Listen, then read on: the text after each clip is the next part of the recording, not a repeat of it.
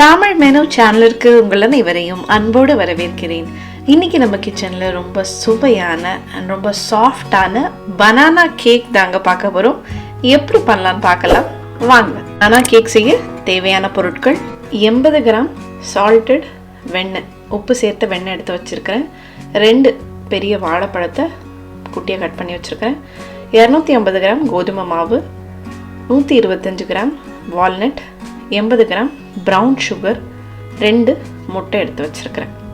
1 tablespoon vanilla essence, 1/2 teaspoon baking powder, 1/2 teaspoon baking soda.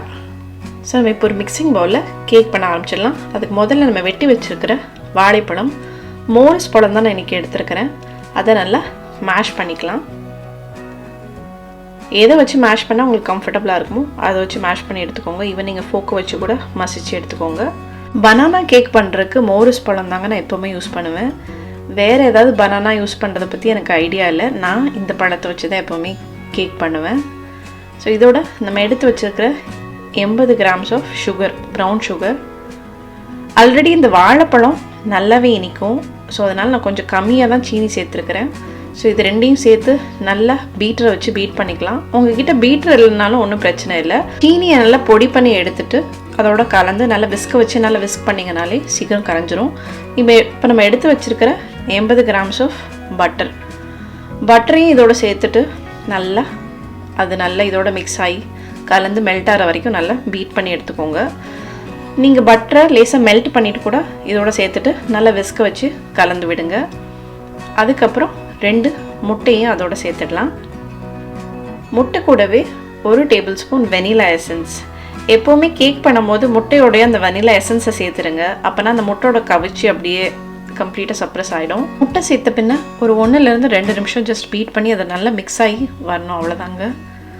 So நம்ம இப்போ liquids எல்லாம் add பண்ணி முடிச்சிட்டோம். இப்போ நம்ம மாவு ஆட் பண்ண போகிறோம். ஸோ மாவுக்கு ஆட் பண்ணுறதுக்கு முன்னாடி இப்படி ஒரு அரிப்பு வச்சுக்கோங்க. அதில் கொஞ்சம் கொஞ்சமாக மாவு போட்டு அரித்து அந்த மிக்ஸ்சரில் சேர்த்துக்கோங்க, அந்த லிக்விடில். ஏன்னா கட்டி ஏதாவது விழாமல் இருக்கிறதுக்காக தான் இந்த ப்ராசஸ் நம்ம ஃபாலோ பண்ணுறோம். நீங்கள் அப்படியே சேர்த்துட்டிங்கன்னா ஏதாவது கட்டி இருந்ததுன்னா உங்களுக்கு பேட்டர் மிக்ஸ் பண்ணி எடுக்கும் போது ஏர் போய் அங்கங்கே இருந்துக்கும், இல்லைன்னா அங்கங்கே திக்காக இருந்திருக்கும். அதனால தான் அதோடையே பேக்கிங் பவுடர் அண்ட் பேக்கிங் சோடாவையும் அந்த சீவிலே சேர்த்து ஆட் பண்ணி எடுத்துக்கலாம். ஸோ இதை அப்படியே கலந்து விட வேண்டியதாங்க. இந்த கேக்கில் நான் உப்பு சேர்க்கல, ஏன்னா நான் யூஸ் பண்ணியிருக்க வெண்ணெயில் உப்பு சேர்த்துருக்குது. அதனால நான் உப்பு ஸ்கிப் பண்ணிட்டேன். நீங்கள் அன்சால்டட் பட்டர், உப்பு இல்லாத வெண்ணெய் சேர்க்குறீங்கன்னா ஒரு 1/4 டீஸ்பூன் உப்பு சேர்த்துக்கோங்க. கொஞ்சம் பேட்டர் டைட்டாக இருக்குது, அதனால ஒரு 1/4 கப் 60 ml பால் சேர்த்துக்கிறேன். பால் சேர்த்துட்டு மறுபடியும் கலந்து விட்டுடலாம். இந்த வாழைப்பழம் ரொம்ப தித்திப்பாக இருக்கும். அண்ட் எனக்கு ரொம்ப தித்திப்பாக கேக் சாப்பிட பிடிக்காது, அதனால் கொஞ்சம் கம்மியாக சேர்த்துருக்கிறேன். நீங்கள் உங்களுக்கு நல்ல இனிப்பாக வேணும்னா உங்கள் இனிப்புக்கு தகுந்த மாதிரி சீனி சேர்த்துக்கோங்க. இன்னுமே கொஞ்சம் டைட்டாக இருக்குது பேட்டர், அதனால் இன்னும் ஒரு 60 ml ஆஃப் பால் சேர்த்துக்கிறேன். அது போக நீங்கள் நாட்டு சர்க்கரையில் பண்ணுறீங்கன்னா எந்த அளவுக்கு கோதுமை மாவு எடுக்கிறீங்களோ அதே சேம் அளவுக்கு நாட்டு சர்க்கரை போட்டுக்கோங்க. ஏன்னா நாட்டு சர்க்கரை இனிப்பு கம்மியாக தான் இருக்கும். ஸோ இது தாங்க பர்ஃபெக்ட் கன்சிஸ்டன்சி. ரொம்பவும் டைட்டாக இருக்கக்கூடாது, ரொம்பவும் தோசை மாவு மாதிரி ரொம்ப ஃப்ளோயியாக இருக்கக்கூடாது. இப்போது பனானா கேக்கில் வால்நட் ரொம்ப முக்கியங்க. ஸோ அந்த வால்நட்டை ஜஸ்ட்டு கையில் இப்படி உடச்சி சேர்த்துக்கோங்க. கிட்டத்தட்ட ஒரு 125 கிராம்ஸ் ஆஃப் வால்நட் இருக்குது இதில். ஸோ இதில் நான் கொஞ்சம் பேட்டரில் போட்டு மிக்ஸ் பண்ணிக்கிறேன். கொஞ்சமாக பாக்கி வச்சுக்கோங்க கேக்கில் மேலே போடுறதுக்கு. 1 கப் மாவில் இந்த கேக் செய்கிறோம், 1/2 கப் வால்நட்டே போட்டிருக்குறோம். உங்களுக்கு வேண்டான்னா நீ ஸ்கிப் பண்ணிக்கலாம். உங்களுக்கு ஒரு வேளை வால்நட் பிடிக்காதுன்னா இதுக்கு பதிலாக நீங்கள் கேஷ்யூநட் போட்டுக்கலாம், இல்லை பாதாம் கூட போட்டுக்கலாம். வேணும்னா உங்களுக்கு பிடிக்கும்னா ரேசன்ஸ் கூட நீங்கள் இதில் சேர்த்துக்கலாம். உங்களுக்கு விருப்பப்பட்டது எதுவோ அது சேர்த்துக்கலாம். ஸோ நல்லா மிக்ஸ் கொடுத்தாச்சுங்க. ஸோ நம்ம பேக்கிங் பேன் இதில் தான் கேக் பேக் பண்ண போகிறோம். ஸோ அதில் பட்டர் கோட் பண்ணிடலாம். ஸோ பட்டர் எடுத்துகிட்டு நல்லா பேனோட கீழ்ப்பக்கம் அண்ட் அந்த சைட்ஸ்லலாம் நல்லா தடவிடுங்க. இன்றைக்கி நான் பார்ச்மெண்ட் பேப்பர் போட்டு கேக் பேக் பண்ணுறேன். உங்ககிட்ட பார்ச்மெண்ட் பேப்பர் இல்லைன்னா கூட ஒன்றும் பிரச்சனை இல்லை, பேக்கிங் பேப்பர் இல்லைன்னா கூட ஒன்றும் பிரச்சனை இல்லை. நல்லா பட்டரை கோட் பண்ணிவிட்டு ஜஸ்ட்டு கொஞ்சமாக கோதுமை மாவு போட்டு அதில் டஸ்ட் பண்ணிவிட்டு எல்லா சைட்ஸையும் அதை தட்டிட்டு ஜஸ்ட் போர் பண்ணி பண்ணுங்கள். இந்த பேக்கிங் பேப்பர் இருந்தால் இனிமேல் உங்களுக்கு கேக் ரிமூவ் பண்ணுறதுக்கு ஜஸ்ட் ஈஸியாக இருக்கும். அவ்வளோதாங்க.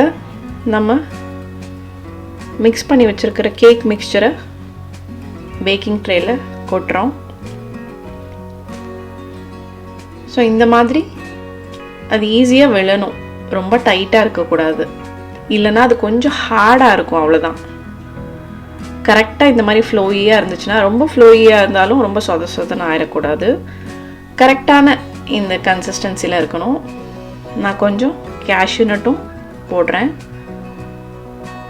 மீதி எடுத்து வச்சுருக்கிற வால்நட் அதையுமே மேலே தூவி விட்டுடலாம். அவ்வளோதாங்க. லேசாக 2-3 தட்டு தட்டிக்கோங்க, ஏர் பபிள்ஸ் ரிலீஸ் ஆகிறதுக்கு. ஏற்கனவே அவனை 180 டிகிரி செல்சியஸில் அரை மணி நேரமாக ப்ரீ ஹீட் பண்ணி வச்சுருக்கிறேன். இதில் பேக்கிங் ட்ரேவை ப்ளேஸ் பண்ணிவிட்டு 180 டிகிரி செல்சியஸ் செட் பண்ணிவிட்டு ஒரு 40 நிமிஷம் டைம் செட் பண்ணிவிட்டு பேக்கிங் மோடில் வச்சு ஆன் பண்ணிடலாம். நம்ம சேனலில் ஆல்ரெடி அவன் இல்லாமல் சாக்லேட் கனாஷ் கேக் பண்ணியிருக்கிறோம். லிங்க்கை டிஸ்கிரிப்ஷன் பாக்ஸில் தரேன், வேணுன்றவங்க செக் பண்ணி பார்த்துக்கோங்க. ஸோ 40 மினிட்ஸ்க்கு அப்புறம் அவன்லேருந்து எடுத்து கேக் பாருங்கள் எவ்வளோ பிரமாதமாக இருக்குன்னு பாருங்கள். அந்த கலர் பாருங்கள். ஜஸ்ட் ஒரு டூத் பிக்கை வச்சு ஜஸ்ட் உள்ளே குத்தி பாருங்கள். டூத் பிக்கில் எதுவுமே ஒட்டாமல் இப்படி க்ளீனாக வந்துருச்சுன்னா கேக் பக்காவாக குக் ஆகிடுச்சுன்னு அர்த்தங்க. அவன்லேருந்து எடுத்த பின்ன கேக்கை கம்ப்ளீட்டாக ஆற விட்டணுங்க. அப்புறம் நைஃபை வச்சு இந்த ஓரத்தெல்லாம் கொஞ்சம் அப்படியே எடுத்து விடுங்க.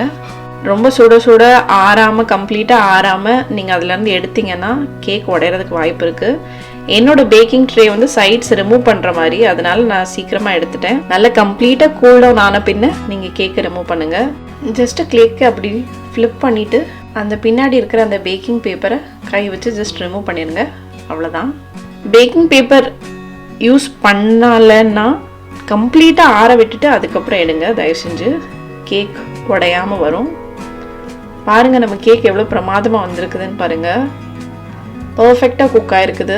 வெளியே நல்லா கிறிஸ்பாக, அதே சமயத்தில் உள்ளே பாருங்கள் எவ்வளோ ஸ்பாஞ்சியாக எவ்வளோ சாஃப்டாக சூப்பராக இருக்குங்க. கமகமன் வாசம் வருது. கேக் பேக் ஆகும் போதே பயங்கர வாசம். ஸோ கேக்கை பிளேட் பண்ணிடலாம். இப்போது கட்டாயம் தமிழ் மெனு சேனலை சப்ஸ்கிரைப் பண்ணுங்கள். இந்த சூப்பர் சாஃப்டான பனானா கேக் ரெசிபியை உங்கள் ஃப்ரெண்ட்ஸ் அண்ட் ஃபேமிலியோட ஷேர் பண்ண மறந்துடாதீங்க. பனானா கேக்கை ட்ரை பண்ணி பார்த்துட்டு எப்படி இருந்துன்னு கண்டிப்பாக கமெண்ட் பண்ணுங்கள். பாருங்க கேக் எவ்வளோ சாஃப்டாக இருக்குதுன்னு. கேக் பார்க்குறக்கே ரொம்ப அழகாக இருக்குது. டேஸ்ட் பண்ணிடலாம். ரொம்பவே சாஃப்டாக, ரொம்பவே கரெக்டான ஸ்வீட்டில் பனானா கேக் ரொம்ப பிரமாதமாக இருக்குது. அந்த வால்நட்டோட கன்ச்சினஸ்லாம் சூப்பராக இருக்குது. கண்டிப்பாக ட்ரை பண்ணி பாருங்கள். மீண்டும் சந்திப்போம். நீங்களும் சமைக்கலாம்.